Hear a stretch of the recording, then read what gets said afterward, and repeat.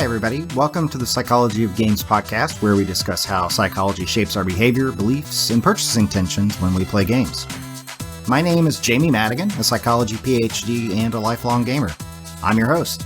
This is the episode about big data in video games and how you can break into the psychology of games field. So, don't look now, but there's a lot of data all around you, and a lot of it is yours. I think we're all aware of the fact that companies like Starbucks and your local grocery store chain use customer loyalty programs to track your purchasing behavior so that they can better target marketing and do things for you. Here's Starbucks straight up bragging about it. January, Starbucks launched a shiny new thing, My Starbucks Rewards. A whole bunch of people opened our launch email to read all about it. And most of those were nice enough to click and tell us about themselves. So now we had a super clean database to match our shiny new program. Within weeks, we were giving away free lattes to people who'd already gathered 15 stars. And in no time at all, coffee fiends had sipped their way. The idea is that you exchange some information about yourself for some kind of benefit or the satisfaction of knowing that you've made the product or service in question better. Retail and food service companies aren't the only ones, though. And in this age of big data, it isn't just limited to getting you to create your new morning coffee routine so that you can be the first to try out the new mocha cookie crumble frappuccino or whatever. Clever analysts are tracking and analyzing all kinds of data to see how long people stick with subscriptions and other services. Here's one sales pitch for a service where I have to hand it to the voice actor for doing his best with several mouthfuls of buzzwords and jargon. The key to success for operators has become the ability to focus their business models around customer value and delight. Retaining customers by creating fierce customer loyalty has therefore become more critical than ever before. But historically, churn analysis has only been able to examine reasons why the customer switched long after they had parted ways with the service. But what if you could predict customer behavior before they make the decision to leave the service? And beyond prediction, what if you could proactively influence consumer behavior with concrete, specific, and personal recommendations that foster loyalty, promote retention, and increase the lifetime customer value? The market leaders that are successfully tackling the churn issue know that data can make all the difference. Through data analysis, operators can begin to predict who will churn, why, and when. In the hard calculus of churn, data has become the most strategic asset. But traditional analytics cannot paint a complete picture of customer So it should be something less than a shocking reveal for me to tell you that this kind of thing, this big kind of data analysis is happening in the gaming industry all the time as well. In fact, it happens a lot. It's a sort of business analysis and technical jargon that you may expect to hear mostly about in the mobile and casual game market. And for sure, those people really do love to talk about this kind of stuff.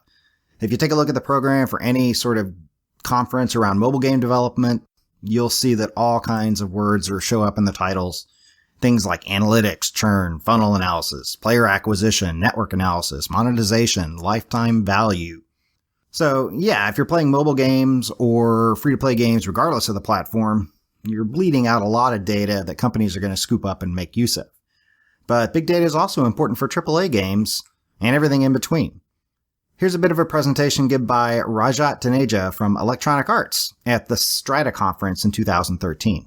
We are now being able to collect so much of insight on the game itself, the gameplay, and the gamer that we have to rethink all our fundamental assumptions of the past.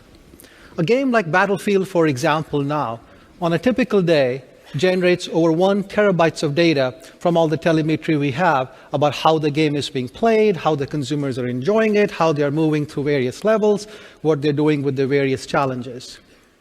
So the amount of data and insight that we can get about games is changing constantly. More consumers have more devices. They are constantly playing the game in bite-sized increments. There's a persistence to the gameplay, and that's giving us a lot more information on what's going on. This is an example of a heat map of one level of one gameplay, and that tells us how the consumers are proceeding through that game and if the game isn't doing what it was intended to do at that level. And depending on what happens from this level, the live content can be generated to make the game more personalized for the gamer and help them move through the level if there are some unexpected challenges we are encountering. So games are big data now. In a typical month, we host and we manage over 2.5 billion. I'll put up a link to the full video on the blog post for the podcast on psychologyofgames.com in case you want to listen to the whole thing. And you actually should. It's pretty interesting. The takeaway, though, is that in many games, everything that a player does generates a data point.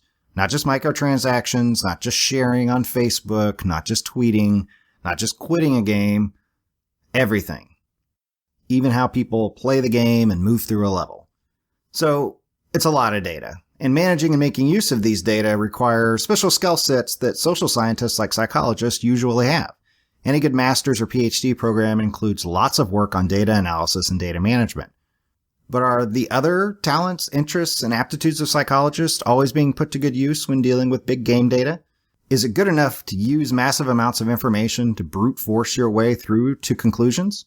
Should you do it without the development and use of theories about things like decision-making, motivation, perception, cognition, learning, social interactions, personality, memory, and other topics that psychologists tend to be into? What do you lose when you downplay those theories and models in your dealings with big data, and even if you leave them out entirely? So this is one of the questions that I'll be discussing with my guest today, Dr. Nick Yee. He has a background in psychology and experimental design, and he's published several articles in scientific referee journals. He's also written a book about self-perception and avatars in virtual worlds called The Proteus Paradox. All along the way, he's managed to blend those interests with expertise in computer science and a love of video games to do some pretty interesting things. In many ways, he's a great example of how one can merge the worlds of psychology and video games, and he'll explain how he maintained that combination of interest through school into work with big-time game publisher Ubisoft, where he and longtime research partner Nick Ducheneau applied social science theory and research methods to game design to make better games. Now they're setting off on their own venture to do the same thing for others in the gaming industry, and Nick Yee will tell us all about that. If you're curious about how one person went from psychology undergraduate student who was really into games to a leader in the emerging field of video game psychology, I think you're going to want to listen to this interview.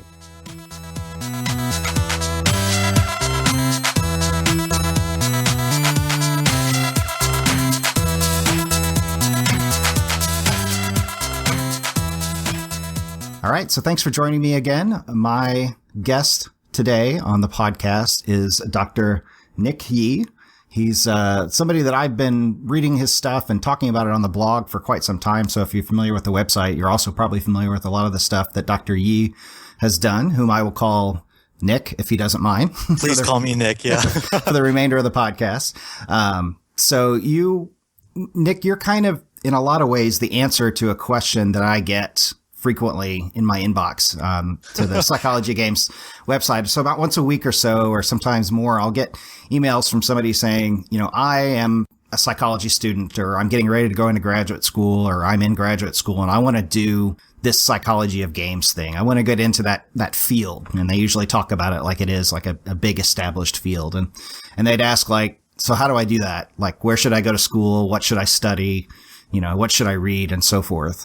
And in a lot of ways, you kind of did that, right? I mean, you started off as I think it is a communications PhD student, and then just kind of built your own path, and you've worked in the game industry, and now you are getting ready or in the process of striking out on your own. So do you want to just kind of walk us through, like, how'd you do that? Sure. Like, I'll tell you how Nick and I got there. And then I'll tell you Nick Ducheneau, who's my longtime colleague and, you know, the person I started the company with, and how a lot of psychology grads are actually getting in the game industry now. So let me start with myself. So I had an undergrad degree in psychology, and in my second year method sequence, our personality professor, Doug Davis, was teaching us how to hand code HTML alongside teaching us the Big Five, which is a standard personality framework in psychology. And this was back in 1998, 99. So this was long before the days of SurveyMonkey. People, you know, at that point, you know, in our class, a lot of my peers didn't see the point of learning how to hand code HTML or learning how to run online surveys. But it was right when I started playing EverQuest, and I immediately made the link of, well, all these EverQuest players are online already. There are very few studies of these online gamers. What if I just ran an online survey of the gamers? And so because there were so few online channels for online forums for the gamers at that point, they were all very concentrated in a few websites. And so it was very easy to run a survey over a weekend and get 4,000 responses back from EverQuest players. And so I started doing that in undergrad. I worked for full time, in Chicago for Accenture, for 2 years after college. But I was still running these surveys on the side. And, over a few years, I was collecting data from, over 30,000 different online gamers. And I decided, well, if I'm doing this in my own free time, I might as well go to grad school for it. So that's how I ended up at Stanford in their communication program. And it was an interesting point in time, right? Because it was before game studies was a real field. There were no game studies programs. There really were no well-known game scholars, particularly in psychology, who weren't only looking at violence and aggression or addiction, which were topics I wasn't particularly interested in. Education is the other big one that I see a lot. Yeah, and education. And I was interested in, psychology angles into gaming, but not about, violence and aggression. I was interested in personality and why people play games and how do relationships develop, in these games. And I looked at a couple, HSI programs, communication programs, a couple of places, and Stanford was the best fit. It seemed to give me the most opportunities, even though there wasn't anyone there at the time who was studying games. And so, really serendipitously, Jeremy Bailenson, who was my PhD advisor, started the same year that I started at Stanford. So I didn't even know he was going to be there when I applied, and he didn't know and he didn't get to see my application, and he didn't decide whether I was accepted or not. But Jeremy had a background in cognitive psychology, social psychology, and immersive virtual reality with the goggles and all. So I joined his lab, and we were doing really cutting edge VR work. It's almost 10 years ago now, before the current, hype around the Oculus and so forth. And so we were doing a lot of work on, what happens when you put someone in a taller avatar and a more attractive avatar and so forth. So for a while I had, the survey work on gaming and the very lab experimental work on VR and how people behave when you put them in different avatars. Mm-hmm.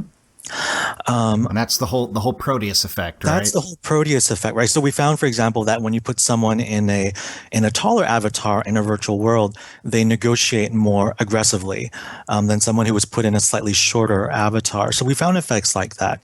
And it was also during this time, the second year in my PhD career, that Nick Ducheneau, who at that point was a researcher at the Palo Alto Research Center, formerly Xerox PARC, they were running a project on World of Warcraft, and they were collecting a lot of in-game data using a bot that they had scripted. So the bot would go and log into World of Warcraft servers, and every hour or so, it would do a census on everyone who was online in the game at that time. And so they're gathering all this longitudinal data, and they wanted to bring a summer intern on to start analyzing that data. So, I started, I got hired and I worked with them that summer, and the summer internship became like a part-time job after that summer. So I kept working for them. And then after I finished my PhD, I was a researcher there full-time. And so that was actually really the pivot point for both Nick Ducheneau and I. Up to that point, we were very much more pure academics, right? Doing prototype stuff. And what was interesting, were a lot of the other people at Stanford doing video games? I know Jeremy was doing a lot of virtual reality stuff, but it wasn't necessarily in the context of video games. Exactly. So Jeremy was interested in VR as a platform for studying a new platform for studying psychology. He was interested in avatars, but he wasn't particularly interested in gaming. And at that point in the communication department, Byron Reeves was, I think, the only other person who was interested in games. So Byron had a startup where this was before the term gamification became popularized, but he started a company called Curiosity in Palo Alto that was specifically looking at how they could use game mechanisms to enhance corporate work. So Byron was in the comm department and also interested in games at that point. But in terms of the students there, I think only me and one other of Byron's students were really looking at games at that point. There were a couple of folks in the education school that were doing, gaming related work as well at that point. So before we sort of leave the whole discussion around virtual reality and the Proteus effect and all that stuff, I just kind of wanted to throw out that your book, the Proteus Paradox, that's the title of the book, right? Yes. That's a very good read, and it does apply all the stuff that you guys seem to do there to the context of video games. So it is mostly, if not all, about, how does the appearance of our avatar affect our perceptions of ourselves in a game, and how do we change our behavior to match what we think other people expect us to do based on the appearance of our avatar. So just kind of a side note, if anybody is interested in that, it's a good read. Thanks. Yeah, thanks for mentioning that, Jamie.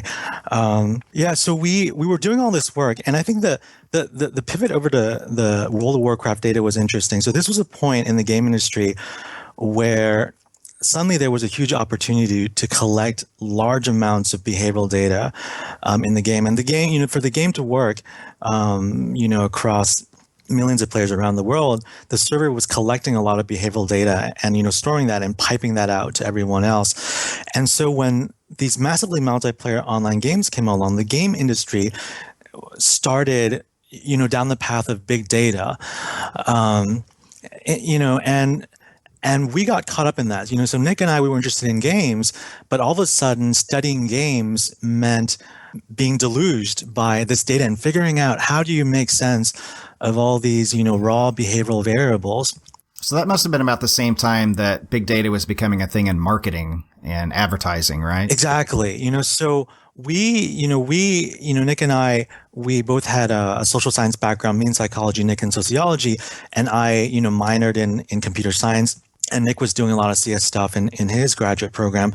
So we kind of had, one foot in each discipline. And so when this opportunity came about, it felt like a very natural transition to us. We already knew, how to query databases. We knew how to, code to deal with large amounts of data.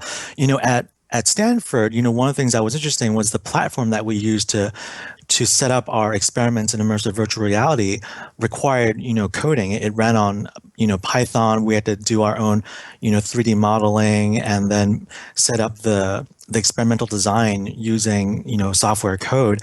And so when I was at Park, this transition of doing social science in a very software technical context, it made a lot of sense to me. And also, when I started doing all the surveys of the online of EverQuest players, it was also this interesting, mesh of social science with a new technical tool.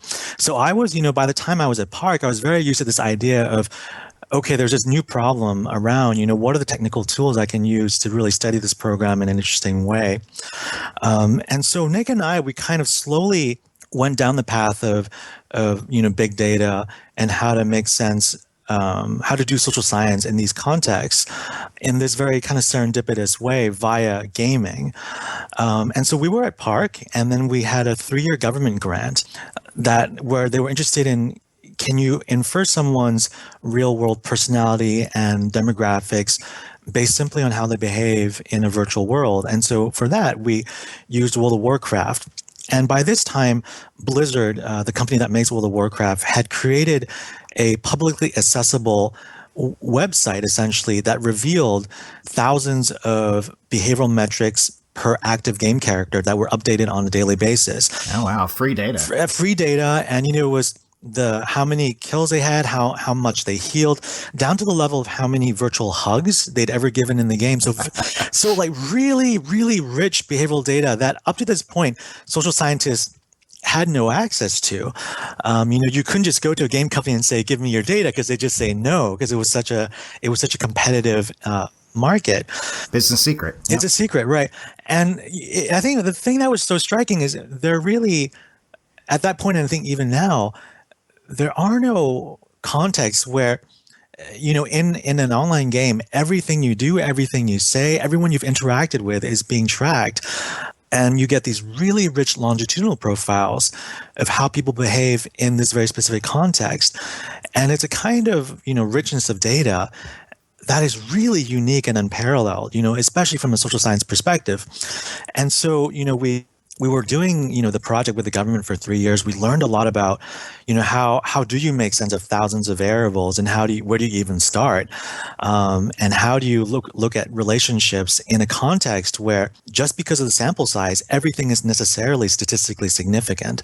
Right. So it kind of flips a lot of the traditional psychological statistical approach is kind of on its head, and we can get into that a little later.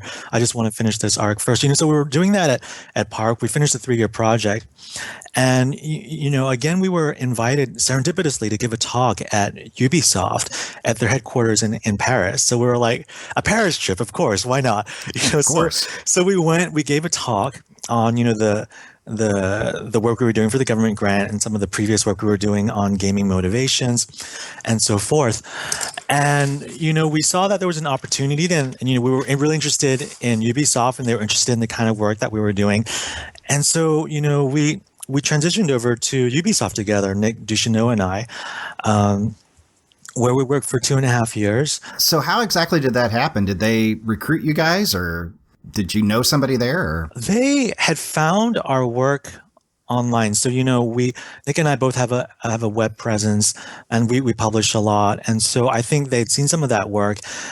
They have a high-level strategic innovation lab that's based in Paris that is has a more forward-looking function for the company. And so, and they have this talk series where they bring experts in fields, psychology and game design and so forth, and they bring them in to give talks. And so we were one of those talks, and so we did the talk, we did, some brief, smaller group workshops with them, and that was where the interest was kindled. And, we got a sense of what they were doing, and we were really interested. And so that's how that transition occurred. Okay. Yeah. Great. And so what happened next? What did you guys end up doing at Ubisoft? Well, so at Ubi, we were, we had a really, fairly unique role. We were fairly high up in the company. We had access to all their AAA franchises and titles. And what we were doing was really combining the in-game data with social science frameworks of motivation and how people behave. So oftentimes what we would do is we would take a look through millions of rows and thousands of in-game variables of how people behave in a new game, and start generating hypotheses for why certain things are happening. If, there are a lot of players quitting early on, why might that be? What's a commonality, behavior-wise for that group of players? Can we generate some hypotheses and talk to the brand manager teams and understand, what they think may be happening? We then, formulate really targeted surveys, leverage standardized, personality motivation scales from psychology, and then target those players specifically in, a survey to test those hypotheses to see, are they quitting early for the reason why we think they're quitting? And then from that, we generate recommendations for, based on what we're seeing, how the game might change, or what are lessons that we could learn for the sequel to the game. And so we were really trying to bridge, the big data, the really targeted player surveys, and really trying to come up with recommendations for game design. So this thread of big data and just having access to massive amounts of data seems like it sort of continues to run through at Ubisoft. Did you guys get a chance to do any sort of experimental work where you set up different groups and tweaked the game in different ways, or provided them with different information or framing? So Ubi does small scale testing. So they do A/B testing in some of their web-based games, but it's a lot. A/B testing is exactly that. You have a group A and a group B, and they each get something slightly different. Is that right? There you go. Right. It's the simplest experiment setup where you have two groups and you give something different to those two groups to see if it makes a difference. Exactly. Got it. But, it's a lot harder in the AAA titles because, with the patches, you kind of have to roll a lot of changes in the same patch. At Ubi, they have a really good player testing lab where they try to, watch people in real time and record them. And they bring people into the lab. And so a lot of the testing happens at that level as well. So, at Ubi and other game companies, those kinds of testing happens at multiple stages in the game in terms of the game production. Yeah. Got it. So anything interesting that you guys found or did there? What was the sort of the coolest project that you worked on? There's one thing that one find that I can talk about because we presented it at GDC, so it's public. Sure. And I wouldn't want you to present anything that you'd agreed not to. So for one study, we were looking at a online free-to-play shooter game, Ghost Recon Phantoms, that Ubisoft was developing, and we were interested in monetization, and at that point, the game development team at Ubi, and it's also a general belief across the game industry, is that people who spend a lot of money in games, who monetize a lot, and they're called whales in the game industry, which is a really unfortunate term, that whales are impulsive, hedonistically driven, easily distracted. And so the game mechanisms that are designed for them are, revolve around, mystery gold boxes. You spend money, but you don't know what's inside, but it could be something that's really wonderful. Yeah, we won't say the G word, gamble. There you go. But I know what you mean. Or, you just raise a level. Here's a one-time offer, for now, and it's, if you skip it now, you'll never see it again. So there were a lot of game mechanisms. I think if you play any free-to-play game on Facebook, you see these kind of mechanisms. And so we did a segmentation of the players in Ghost Recon. We segmented them by their monetization behavior, and then we ran a targeted personality and motivation survey of those players. And what we found was, so in other words, you identified the whales or the big spenders, and then people who are moderate, and then people who'd never spent a penny. Exactly. So with the big spenders, the kind of one-time casual spenders, and then the people who never monetized. And so we had those three groups, and then we targeted them with those groups with a survey and really tried to understand their personalities and motivation. And we found that for the high spenders, they had the exact opposite personality profile of what the industry was assuming. So these were players who turned out to be incredibly methodical, long-term planners, cool-headed, that they like to think of their investment as a long-term, their monetization as a long-term investment, that they're really trying to master the game, and they see their payment, as facilitating a hobby they're really interested in, that they really want to master. So it's kind of like people who spend a lot of money in building a model railroad set, or who spend a lot of money in wargaming or miniature painting. When those people spend a lot of money and they spend years and years on that hobby, we don't say, oh, they're just impulsive gamblers. So what's interesting is that we were saying, isn't it interesting that we think of people who spend money in games as being almost pathological when we can think about that in other hobbies? And and so we went back to the development team and said, instead of thinking, instead of these mystery boxes, perhaps we could think about ways for these high spenders, give them tools when they're in the store to really easily compare different items in the store, or ways that help them understand how specific purchases can help them master the game better.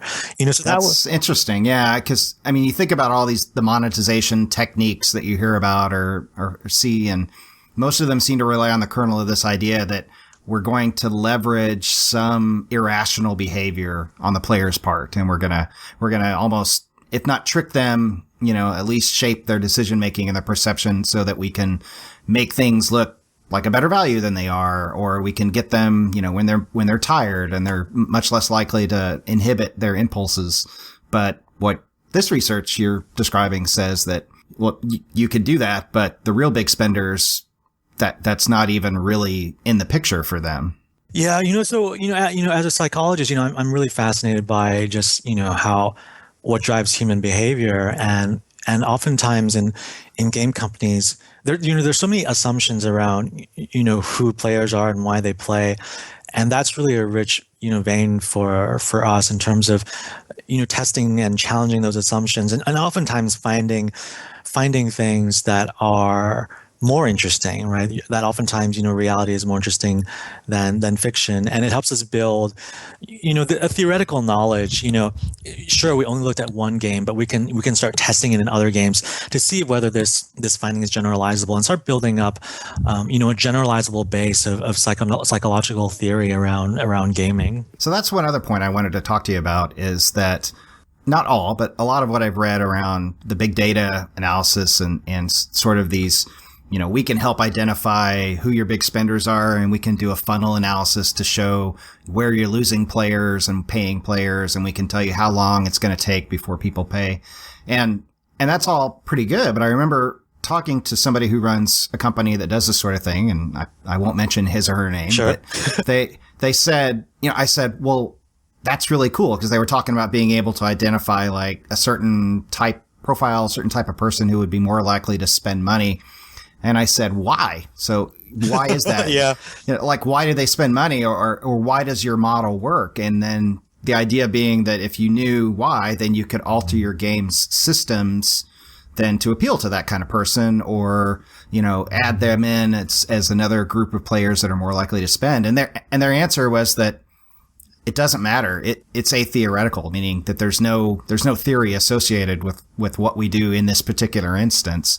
And it doesn't matter because it works. So what do you think of that? Well, I think we're at this really interesting it's a maturity curve issue in the game industry regarding analytics. And there used to be a point in time where no game company had analysts, right? Where it was purely creative design driven. And then it was really only with the MMO online gaming revolution where data became a thing. And now everyone's kind of hoarding their data. We're kind of in what I would call a dashboard reliance phase. So there are a lot of companies, a lot of startups that create these dashboards around key performance indicators, what they usually call KPIs. So, average users per day, being able to predict who's about to leave the game or who's going to be a big spender. But what happens is there's often a gap, right? So prediction and knowledge are two different things. You can predict whether someone's going to quit, whether they're going to monetize, but you don't know why. And if you don't know why, it's very difficult. Say that your dashboard is saying your game is doing poorly. So it's like this big, flashing red light, but it doesn't tell you what it is about the game that. And I like to think that there actually is a flashing red light that goes off somewhere. It's saying that these 50 players who are high spenders are about to quit. But if you don't know why they're about to quit, you can't really salvage them. You can't. What kind of messaging are you going to provide to target them? Throw them a cosmetic item. Right. Throw them what something. Give them a special icon on the forums. But yeah, I take your point. So that's really, the gap right now is that there is a lot of game companies are collecting a lot of data, and there are a lot of dashboard products that do predictive analytics, or they show how well your game is doing. But there's this missing part is if you don't know why the players are doing what they're doing, it's really hard to tailor the messaging or to tailor the intervention. And really, again, this is my psychology background speaking. That's really the part that I was interested in. That, of course, Nick Ducheneau and I, we were familiar with the machine learning tools that allow us to make these predictions. But what we also knew was, unless we were understanding why players are doing games and starting to generate that fundamental theoretical knowledge, you're not accumulating knowledge that you can carry to another game, or to the sequel. And that's what we were really trying to do or to another client if you're a consultant. Exactly. It's that we were really trying to understand, the bigger picture and unravel the why. And of course, once you get the why, you can actually act on the KPI metrics and say, here's why these players are leaving. It's not why it's not you were thinking A, but it's really B. And because it's B, here are the kinds of interventions that you should be doing that would help these players. So we're kind of on this really interesting space in the maturity of analytics in the game industry, where there's a huge need, because there's so much data that's being gathered, there's a huge need to bring people in to analyze that data. But at the same time, there's so few people with a big data background as well as a domain expertise in gaming, that a lot of game companies are hiring data scientists who CS majors who were never gamers and who are only like neutrally interested in games. And so that's difficult too, is because if you don't understand game motivations and how game mechanisms work and how game mechanisms work in different genres, it's really hard to ask the right questions and to test the right hypotheses and to generate that generalizable theoretical knowledge. Yeah, it seems like a key skill is being able to think in terms of theories and models and understanding relationships between and have a good foundation of like, this is how human decision making works. This is how human motivated behavior, these are the basic models. And then how do we build on that to put all this data to use? Exactly. And I think that's where, the psych training really comes in handy, because in psych, you spend half of your semester doing the literature review, understanding the theory, figuring out what hypotheses you want to test, and then figuring out how you measure those, and then you run the study, because running the study is so expensive, is so labor intensive. And it's exactly the opposite in big data, right? Is you get a whole database, of terabytes of data, and you didn't have a hypothesis to begin with. And so you're kind of going at it in a more theoretical way.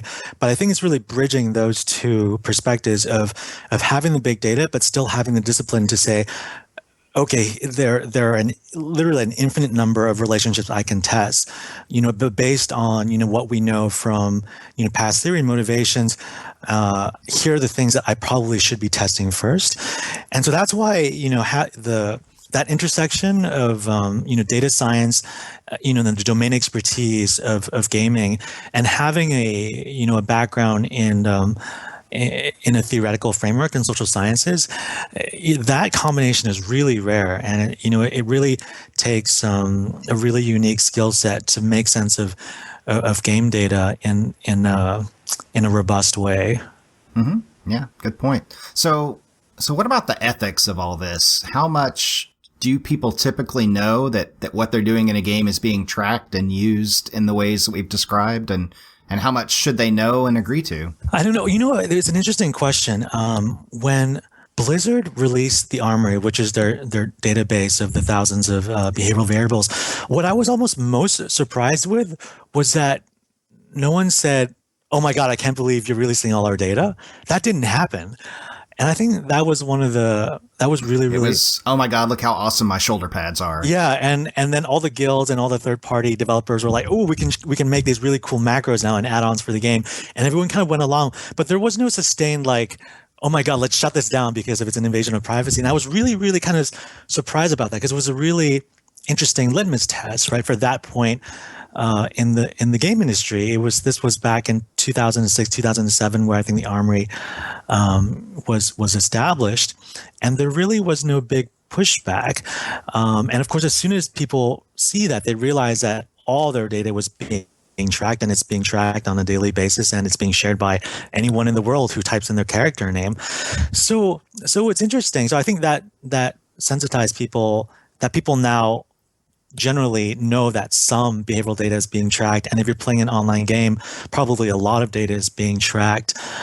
There hasn't been much pushback, but I think it's a good question but I think at the same time, it's also because we don't know as a society what can be done with that data yet. So for example, if we get to the point where, well, the story of, Target and their analytics were so good, they were sending out the pregnancy coupons and congratulations. And so the father found out his daughter was pregnant from Target. Yeah. But what if, really hypothetical. Imagine if just based on your gameplay behavior that Blizzard could, or any other game company could figure out that you were just about to become divorced and unemployed before you did. I think then people would feel very differently about their behavior is being tracked in these environments. We may not get to that point, right? I mean, the data may never be rich enough, or the inference may never be that good, but I think we will. But I think that's if we're not there already. But I think those are the interesting questions. I think part of the reason why people aren't freaking out is because we're not sensitized to what exactly you could do with that data yet. And I don't think it's just, the data in the game, but once advertisers or other companies can link up what you do in the game with your shopping behavior on Amazon, and then, what are the kinds of interventions that they could do that we can't even imagine, right now. So it's sort of a separate question of how can we use your data on what you do as a player to improve the game that you're playing versus how can we use that data to sell you things? Right. What if your car insurance gets access to your World of Warcraft data because there's some behavior that you fell off a cliff 5 times last month, and it's highly predictive of your accident, how accident prone you are when driving. I think those are the kinds of things that people aren't sensitized to yet, that I think will change this big data discussion a great deal when startups start coming up, around those intersections. Yeah, it sort of makes me think of the big kerfluffle with the Facebook study and the emotional contagion, where Facebook slightly altered the content of people's Facebook feeds. And for some people, they included more posts that had words that were coded as being happy. And then they did the opposite for another group of people with words that were coded for sad. And then they saw and evaluated like the status updates that those different people did and whether they were happier or more sad. And they found an effect, probably because they had like hundreds of thousands of data points, but they did find an effect. And then everybody blew up because, oh my gosh, you're manipulating us. You're manipulating our emotions, literally. And the backlash was something that they had to deal with. I thought that was so interesting. And I think we'll keep having, case studies of this. And I think that the Facebook reaction is a really good counterpoint to the World of Warcraft reaction. And I think the World of Warcraft armory was okay because there was no blatant manipulation of people. And I think that's what people were kind of up in arms against, was the experimental institutional review board nature of that. Even though, when you really look at the study and what they did and what they were measuring, it's a fairly, I want to be careful with my word. It wasn't a very big manipulation, given what they could have manipulated on Facebook, and especially given what I'm sure Facebook is already manipulating in other ways. What they reported in that study is actually fairly lightweight. Yeah. So I think for me, I was a little surprised that, that we know that Facebook is doing a lot of A/B testing every day on all their users. This was probably not their most interesting manipulation or their most invasive manipulation. It's just that we don't know about their other manipulation. It's the only one that they partnered with faculty members from, was it Harvard or Cornell? Yale? Yeah. Cornell. It was Cornell. Yeah. And then published in a referee journal. Exactly. Yeah. So I have really mixed feelings about that, because at the same time, if they didn't publish it, we wouldn't even know in the first place.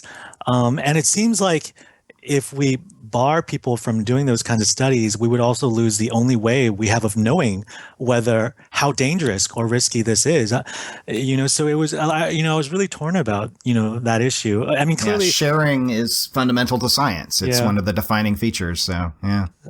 So it was definitely a very interesting, case study around that. Yeah. So I feel like everything we've talked about so far is kind of leading up to what you guys are doing now, you and Nick Ducheneau. What are you guys up to now? Last we heard, you were still at Ubisoft. Yeah, so we left UB at the beginning of the year, and we started our own consulting practice around gaming analytics. So we're we see that there's a lot of data around in the game industry. And, as I said earlier, we're at this kind of pivot point around what do we do after everyone has these KPI dashboards and they realize that understanding why is a separate issue altogether. So we've done a lot of work in the area. We think that it's something that we can add to, and we want it to be more flexible and dynamic. in what we do. And so we decided to have a go and, set up a company on our own, and figuring out what are the opportunities in area in terms of either, working with companies, to provide guidance, to help them do some of that analytics work, or even start building some, tools on the side, around, player motivations, or how different game genres or game titles are related to each other. So we're thinking of different approaches, and this is still a month and a half, 2 months in. So a lot of this is still very exploratory in figuring out what the best paths to take are. It's got to be exciting, though. It's super exciting. It's super scary. It's super like everything all at the same time. It's definitely a good adventure. So what does success look like for you guys? How will you know when your new business venture is working? Well, I think for us, success is, getting, enough clients in the kind of work that we're interested in doing. That's the intersection of social science and data science, and having a viable business around that, so in a way, it's the biggest experiment of all, right? Of figuring out whether this works or not. So we're excited to be on this adventure, and we'll see what happens. So, if somebody's listening to this and saying, that sounds great, I want to do that. I want to do the thing that he just described. And let's say they're, a college student, what sort of general advice would you give him or her? Yeah, I kind of mentioned this earlier when I first started talking about my trajectory. Is the most common way that psychology students get in the game industry now is via the user research and the user experience path, and so it's slightly different from the data analytics path. So the user experience path are the people who do a lot of the play testing, looking at the interface, bringing people in, testing that out, running targeted surveys, doing perhaps setting up an A/B test, for the development team around, the interface and gameplay elements. So there are a lot of roles popping up across game companies. It's becoming an established role, the user research group, the user experience group, and they primarily bring on people with psychology PhDs, so that's one route. The space that Nick and I ended up with is kind of like a bigger detour from psychology. So, and it made sense for us because both of us also had a background in computer science, and that we were comfortable with coding, with interfacing with databases and so forth. So that's the data science route, and that route is typically comes more from people with strict computer science backgrounds. So, and they get into the data science roles. And so the way that Nick and I ended up in more of a data science role was really more of a fluke. And for people who come from a more pure psychology background, I think it's the user experience route that's really worth looking into, because there's a really good fit, in terms of a lot of those departments and the roles. They do bring specifically on people with psychology PhDs who have experience, running small group experiments and running surveys and doing scale development and doing statistical analysis and, qualitative stuff as well. So interviews and focus groups and so forth that really fit well with people from either human computer interaction backgrounds or psychology backgrounds. Okay. Sounds like great advice. So to round things out, I have got just a couple little questions for you. First one is, you been playing anything lately? Yeah, I'm always gaming. Let's see, what am I playing these days? So a lot of times I check out games on Steam, and I'll try ones out that I think are interesting, even if it's not like a genre that I'm usually playing. But right now I've been playing a lot of Cities Skylines. It's like, you stole my answer. Is that your answer? Yeah. And it's a what do you think of it? I love it. So it's kind of like a reboot of SimCity from a different developer. I love Paradox Interactive. I play their grand strategy games. I love Europa Universalis. So I checked out Cities Skylines. I like the direction that they're taking. I like the scale that's in this game that was missing, from some of the more recent SimCity games, and that the traffic. I never thought I'd be so fascinated by the traffic simulation, because that's the one thing that they really have down and is unique in this game. I've never had to think so hard about about roads and highways and connections, how, man, and 4-lane and 6-lane and one way, and So I like that you're able to build the city the way you like, and you have all the space you want. So I've been playing that a lot. Yeah, I played the kind of, I'll come out and say it, the disaster that was the last SimCity game, and they did a lot of things right, but it was really hamstrung by their decisions around the size of the cities. There were a lot of things that I think got right and that were really fun. And I played that game for a long time too. I like the way that you could set up the different industries and really have your gambling city.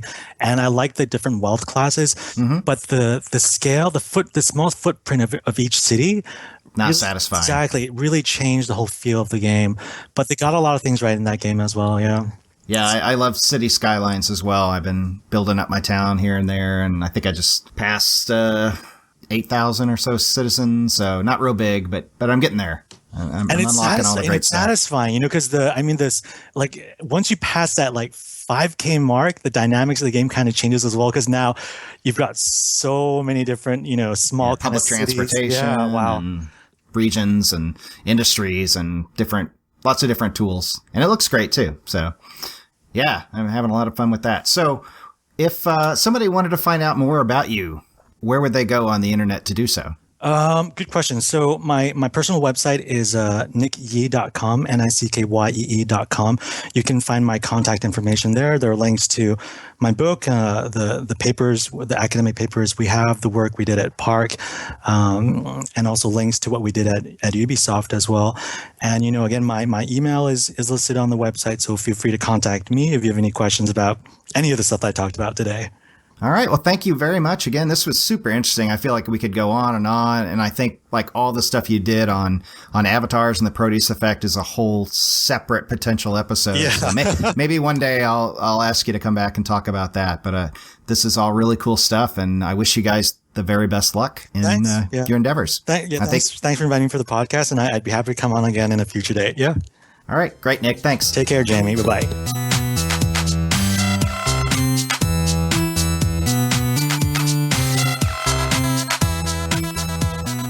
So congratulations, you've reached the end of the podcast, and I hope you enjoyed it. So please, while you're thinking about it, go subscribe to the podcast on iTunes, Stitcher, or your service of choice.